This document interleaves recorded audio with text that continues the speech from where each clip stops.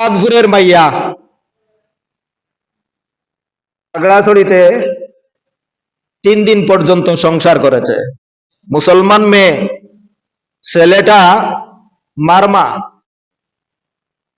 মারমা ছেলের সাথে কতদিনের লাভ ম্যারেজ আর কতদিনের সম্পর্ক, সেই সম্পর্ক গড়াইতে গড়াইতে গড়াইতে এই চাঁদপুর থেকে মেয়ে খাগড়াছড়ি পর্যন্ত চলে যায়।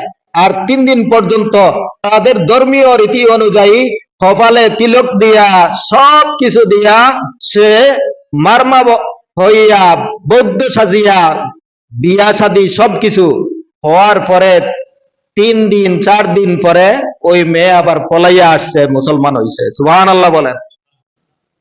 ভাগ্য ভালো, যার কারণে গড়িয়া মুসলমান হওয়ার সুযোগ হয়েছে। আরে একটি